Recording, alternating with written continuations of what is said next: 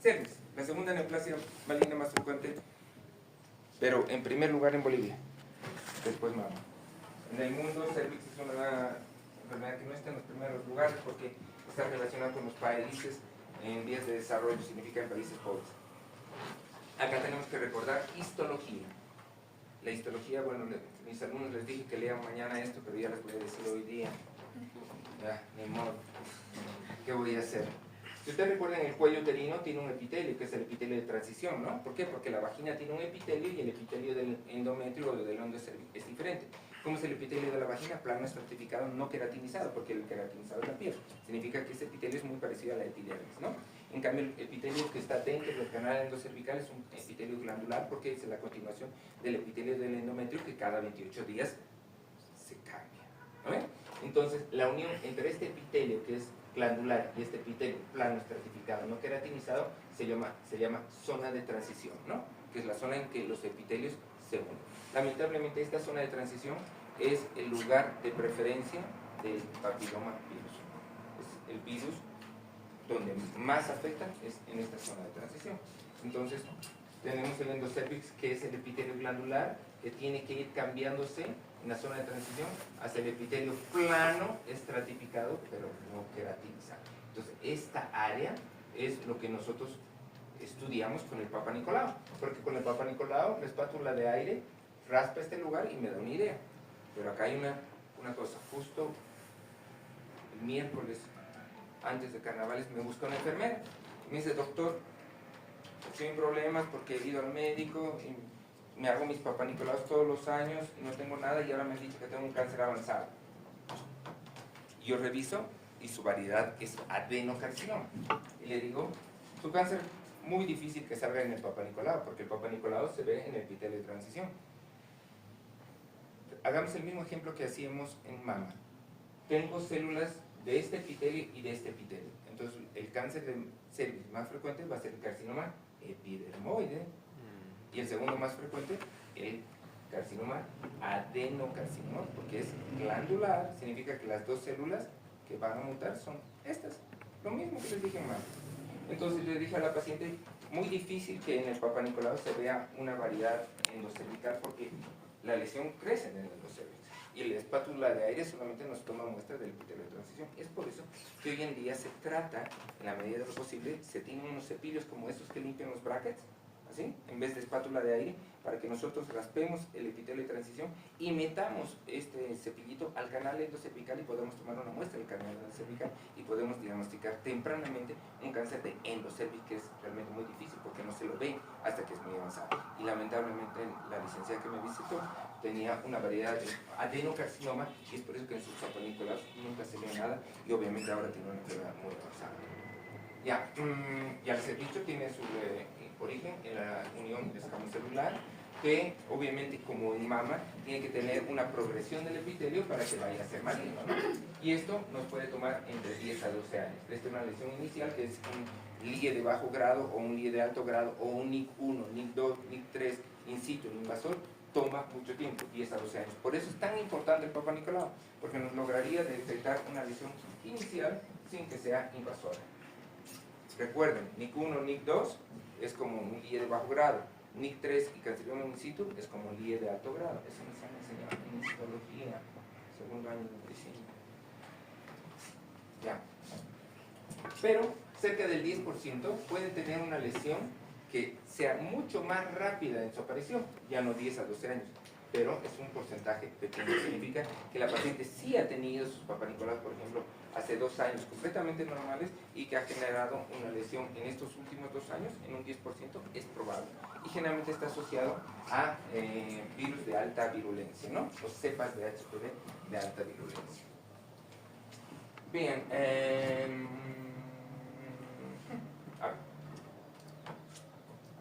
les voy a mostrar más adelante, pero me voy a adelantar. Si yo tengo una lesión inicial, ¿qué significaba NIC? NIC. ¿Qué significaba? Nos han enseñado en histología. NIC.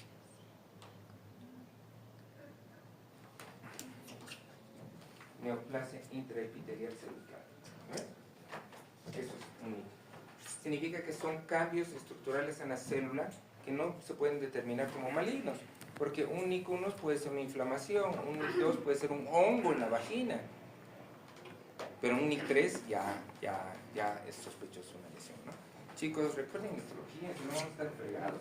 Entonces, si yo tengo una lesión que es un NIC1, NIC2, NIC3, lo que sea, es una lesión en teoría inicial, que va a progresar primeramente a un in situ, que no ha roto la membrana basal. Entonces, como es intraepitelial, ¿ustedes creen que la paciente va a tener algún síntoma? No, porque solamente son las células que han cambiado. La paciente no va a tener ninguna molestia. Y es por eso que es tan importante a todas las mujeres hacerle su Papá Nicolau sin que tengan molestias, para encontrar eso.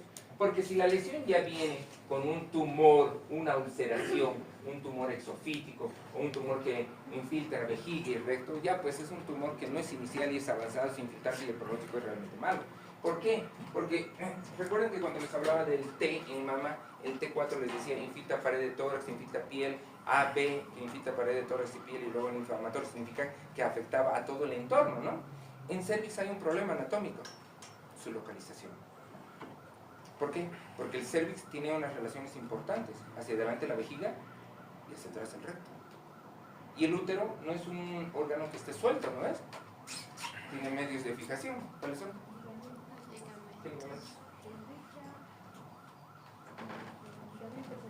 Ligamento redondo,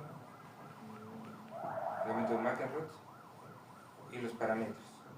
Y de todos estos el más importante es el parámetro, porque va de la cara lateral del cuello del útero a la cara interna del hueso ilíaco. Ese es el más importante porque así como la enfermedad en mama va hacia la piel, al tórax, cervix, como está en un lugar muy complicado, puede invadir la vejiga, puede invadir el recto hacia atrás, puede invadir la vagina hasta su tercio inferior o el cuerpo del útero hacia arriba. Si invade hacia los costados, ¿qué cosa se encuentra en el espesor del ligamento ancho, anatómicamente hablando? No, esos están sueltos. En el espesor del ligamento ancho, ¿qué estructura anatómica se encuentra?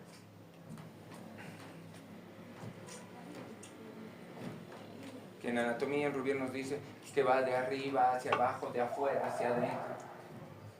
El uréter. Ay, tatita Dios. Ya, no voy a regar. ¿Y por qué es importante esto? Porque si les estoy diciendo que el cervix se encuentra en un lugar muy complicado, cuando el tumor comienza a crecer, puede obstruir el uréter. Y a eso se llama ahogamiento ureteral. Y puede ser el que el paciente venga y no esté orinando.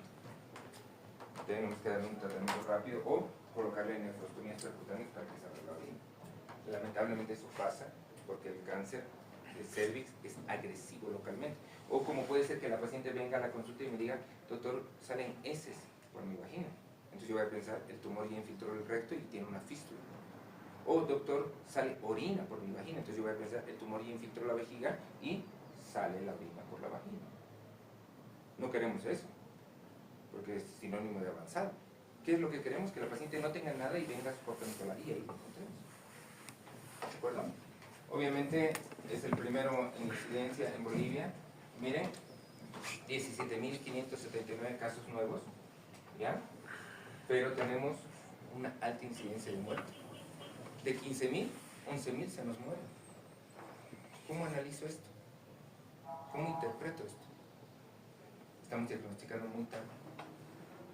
Porque los diagnosticamos tarde y se nos mueren. Esto debería ser al revés. En Estados Unidos es completamente diferente. Y esto es al 2022. Casos acumulados en 5 años, 42.000, pero se nos muere mucho.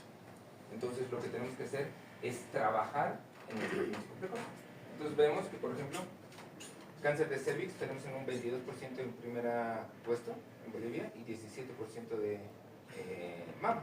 Por eso es clasificado como la primera causa de muerte en Bolivia, cáncer de cuello uterino. La OMS lo clasifica como la primera enfermedad de transmisión sexual asociada a una enfermedad maligna. Y en ambos sexos, obviamente, miren, le gana a próstata en el varón. 12% por 1%. Y próstata es bien frecuente en el varón. Para que vean que cáncer de cuello uterino es una prioridad de atención para ustedes que van a ser médicos de primer nivel. Cuando ustedes vayan a su provincia, sí o sí van a ser Papá Nicolaos. van a hacer campañas, aparte de las inmunizaciones y vacunas, tienen que hacer campañas. Y cáncer de cuello uterino, tienen que ustedes estar capacitados para hacer sus Papa Nicolau. Les vuelvo a decir, ustedes ponen el espéculo y ven lesión macroscópica en el cuello, los pateos si le hacen Papa Nicolau, porque la lesión es macroscópica, ahí ya tiene que ser biopsia.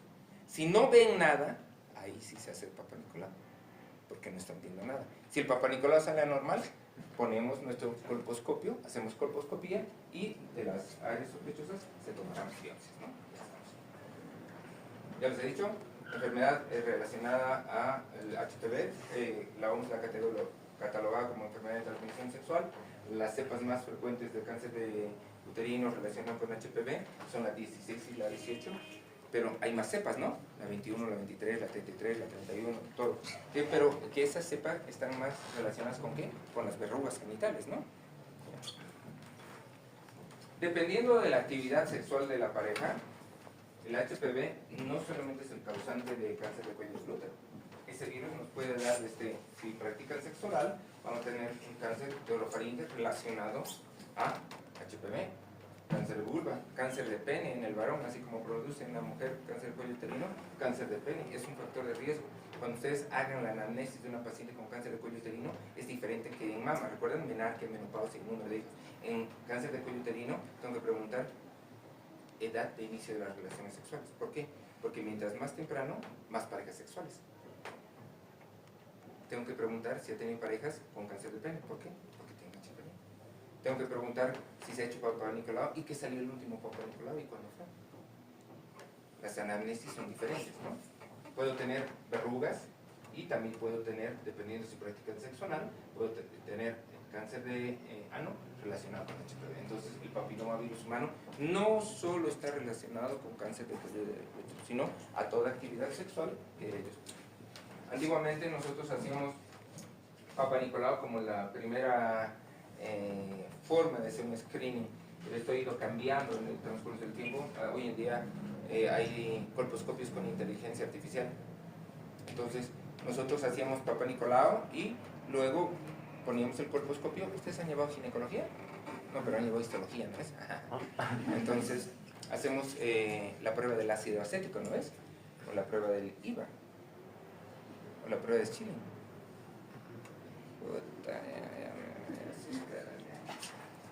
Como la lesión en el Papa Nicolau solamente es una citología, en teoría no veo lesión. Entonces, ¿de qué le voy a tomar biopsia?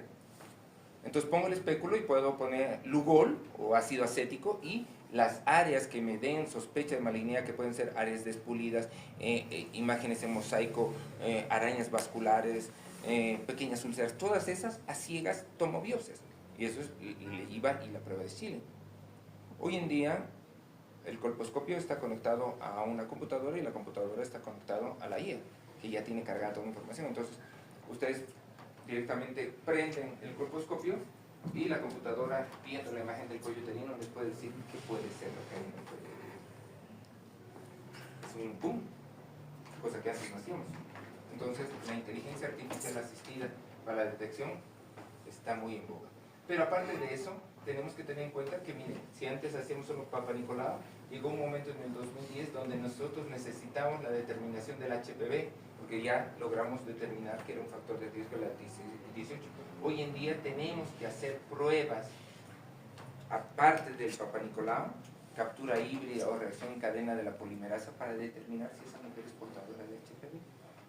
Ya no basta con Papa Nicolau solamente, sino que tenemos que saber si tiene el HPV 16 y 18. Hoy en día, dentro del PAI, que es el Programa Ampliado de Inmunizaciones, está la vacuna para el HPV, la bivalente, significa que para las 16 y 18.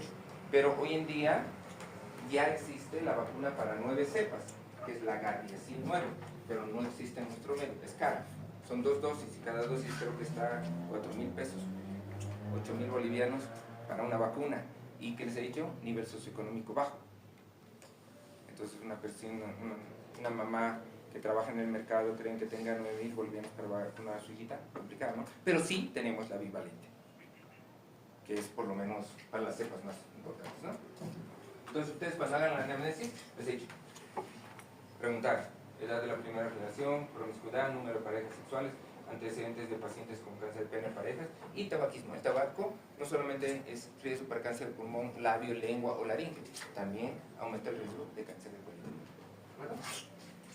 Les he dicho, lo hemos visto en la diapositiva al principio, 85% de los tumores son carcinomas epidermoides, significa del epitelio plano estratificado que ha aumentado, y el 10 a 15% del epitelio glandular, y es por eso que se llama adenocarcinomas. Que tenemos variantes histológicas más raras, ¿sí? Como los sarcomas, los linfomas y los melanomas. Entonces me dirán, ¿melanoma, doctor? En el cuello del útero, sí. El melanoma no solamente es una lesión maligna de la piel, sino también de las mucosas. Puede tenerlo en la boca, en el canal auditivo, en la fosa nasal, en la mucosa de la vagina, en la mucosa del recto.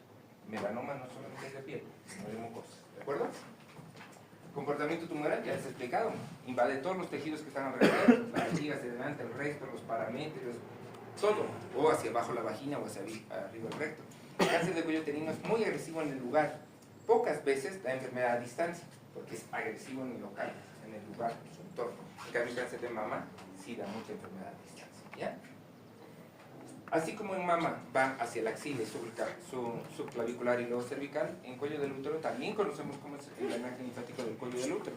Primero van a ir hacia los ganglios ilíacos, obturadores, y posteriormente a los intercabo-aórticos o paraaórticos. Significa que igualmente tiene un camino de diseminación del drenaje linfático, ¿no? Es por eso que cuando se hace la histerectomía en cáncer del cuello del útero, no basta con sacar el útero, tenemos que sacar los ganglios ilíacos. Igual que en la mastectomía sacamos los ganglios de la axila. Estás cansada. Ánimos. Ya. En algunos casos, pocos, hay enfermedad a distancia por vía hematógena o linfática. Pero, les vuelvo a repetir por tercera vez, cáncer de cuello uterino es agresivo localmente. El aumento, ¿cómo vamos a verlo a un inicio? Si les he dicho que microscópicamente recién lo vamos a ver con una colposcopía, no es asintomático, pero conforme la enfermedad avanza, cuando ya se tiene una pequeña lesión ulcerada, vamos a tener flujos vaginales, que pueden ser flujos anormales, fétidos o sanguinolentos.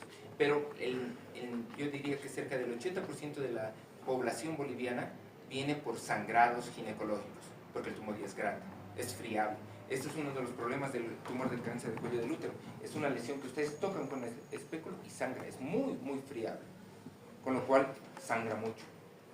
Hoy día estuve en una junta médica donde la paciente debutó con un cáncer del cuello del útero avanzado con una hemoglobina de 4. Yo digo, ¿cómo está viva? ¿Por qué está viva? Porque son sangrados crónicos. Sangran poco a poco crónicamente y el cuerpo es una máquina increíble y se va compensando. Pero hemoglobina de 4. Me he quedado sorprendido. Y todavía están peleando, ¿es cáncer o no es cáncer? Tiene compromiso del uréter, ustedes ya saben que está en el ligamento ancho. Yo ya me quería arrancar los pelos ahí. Ya. ¿Cómo serían los sangrados que podría presentar el paciente? Sangrados postcoitales, intermenstruales, postmenopáusicos son los sangrados que ustedes le tienen que hacer sospechar. Alteración en la frecuencia menstrual o de las catarsis les tienen que hacer sospechar porque el tumor cuando infiltra la vejiga aumenta el riesgo de infecciones urinarias. ¿Ya? Ahí, la exploración física. Cuando ustedes estén en provincia, antes de meter el espéculo, metan el dedo, carajo. Perdón que les diga esto, pero es para que lo recuerden. ¿Por qué? Porque al meter el espéculo podemos lastimar y va a sangrar y no van a ver nada y se van a asustar y el paciente va a estar en un shock hipovolémico. En cambio, con el dedo, yo voy a palpar cómo está el tumor, si hay tumor y qué tamaño de espéculo debo usar. Entonces, antes de poner el espéculo, siempre tienen que ver el tacto. Y el tacto más importante no es el vaginal, es el tacto rectal, porque a través del recto palpo el parametrio, cosa que es imposible a través de la vía vaginal. Entonces, cuando tenemos sospecha de cáncer de cuello uterino, tengo que hacer 2 tactos, el tacto vaginal y el tacto rectal. Sé que es incómodo, pero tienen que conversar con la paciente y explicarles la importancia de la información que ustedes van a tener a través de este examen físico que van a tener. Una vez que lo examinen, ya verán si procede el Papa Nicolau o si no, si la lesión es macroscópica, la biopsia, y si no, se espera el Papa Nicolau y si es anormal, la colposcopía. Este es el programa que tenemos que hacer. Es decir, displasia leve, moderada, severa, in situ, invasor. Todo esto toma un tiempo, 10 años, con lo cual, ahí, ¿sabes? LIE de alto grado, LIE de bajo grado, para comenzar con un epitelio normal, tiene un tiempo y es en el epitelio de transición. Es por eso que es importante que ustedes recuerden un poquito de histología. Ninguno que les dije, displasia leve, moderada en DIC 2, NIC 3, displasia severa con cancericito, que sería LIE de bajo grado, LIE de bajo grado, LIE de alto grado. Es lo mismo que les he dicho. Entonces, tengo que estadiar la enfermedad, igual que con el TNM, y ver si tiene enfermedad a distancia. Mínimamente rayos X y ecografía, idealmente tomografía, ¿no? Pero en cervix, el estudio que nos va a determinar si las partes blandas alrededor del cervix están comprometidas es la resonancia. La resonancia tiene una mejor sensibilidad para partes blandas que la tomografía. Con lo cual, en cuello del útero, cuando tienes la sospecha y no estás seguro de si se puede o no puede operar, idealmente se debe hacer la resonancia magnética. ¿No? La resonancia. Y obviamente cuando tenemos tumores grandes de más de 5 centímetros, tenemos que hacerle cistoscopía y proctoscopía para ver justamente lo que les dije, si la vejiga no está infiltrada o si el recto está infiltrado, ¿no? Estadificación, ya saben, tengo que ver si los ganglios están comprometidos, los iliacos, los obturadores, los intercabo-aórticos o paraórticos, ¿no? Y el TNM que mañana se los voy a dar, o sea, exactamente igual. Lesiones en milímetros, cuando tenemos un T1A se habla en milímetros, 3 a 5 milímetros, 3 a 7 milímetros, y lesiones ya macroscópicas cuando hablamos 2 en el 1B, lesiones de 2 centímetros, de 2 a 5 centímetros, más de 5 centímetros. Todo esto se los voy a dar por escrito para que lo puedan analizar, para que ustedes puedan responder las preguntas correctas. Igualmente los ganglios, igual que mama. Igual, yo les voy a decir, un tamaño tantos con un ganglio de un N1, que esta M0, que esta D5 sería, por ejemplo, un T3 significa que el uréter ya está comprometido, es lo que hablábamos, ¿no ves? Porque el parámetro es el que prolonga la enfermedad directamente y es un 3B. Esto en imágenes, ¿no? Cuando hablamos de un estadio clínico 1, para que podamos... Esto es un mnemotécnico bien bonito. In situ es 0, porque es in situ. Estadio clínico 1 significa que solamente está en el cuello del útero, independientemente qué tamaño tendrá, pero es solamente en el cuello del útero. Estadio clínico 2 ya salió del útero, compromete el tercio superior de vagina o parte del parámetro.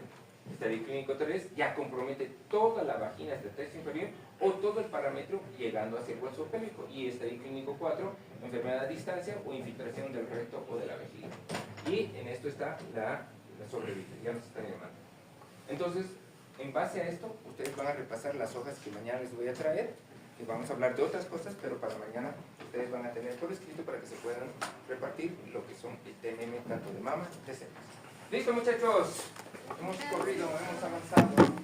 Así que terminamos la clase. Mañana nos vamos a ver con urgencias oncológicas y patología quirúrgica no